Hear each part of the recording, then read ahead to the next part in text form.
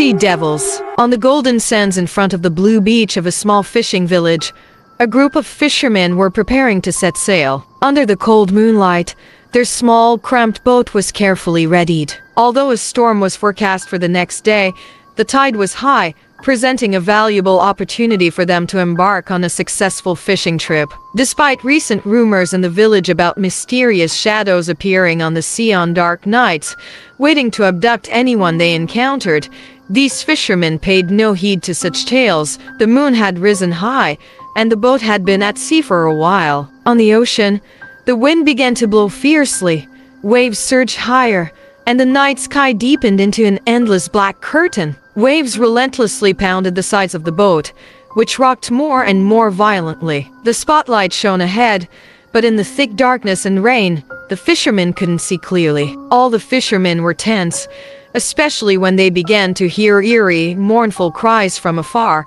"Hey, do you guys hear that?" The captain spoke up. The other crew members looked at each other in fear. These wails did not sound like any human sounds they had ever heard. "I hear it too," another man said, his voice hoarse. "Is it the sound of what people have been talking about recently?" The cries grew clearer and nearer. The sea was now pitch black, and shadowy figures began to appear. Everyone on the boat couldn't believe their eyes. Faint images of men and women swimming in the sea started to emerge from the darkness.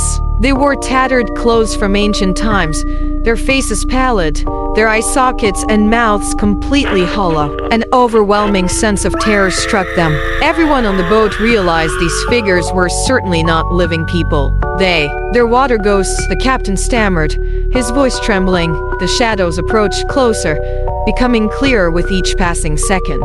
These spirits, despite everything, were pursuing the small boat, their nails scraping against the sides, demanding a life in exchange.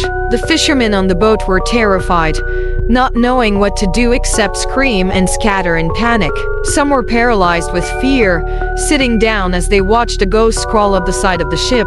Now, the spirits hovered closer to the fishermen, their voiceless pleas echoing amid the storm. They felt helpless, unable to escape this horrifying nightmare.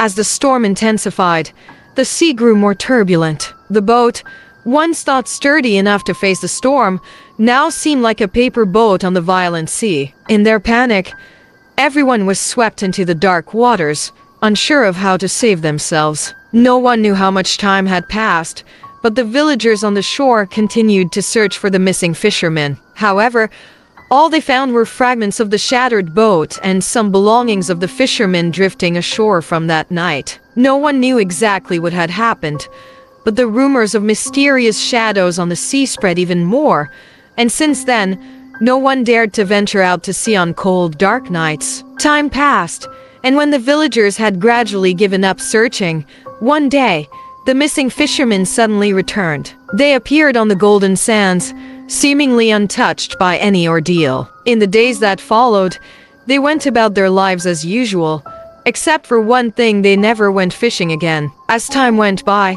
one morning, another team of fishermen set sail. When they crossed a reef, they suddenly discovered a skeleton caught on a rock. Strangely, the skeleton was clad in the clothes the captain of the missing boat had worn when he set sail and when he returned. They were shocked and wondered who those who had returned really were.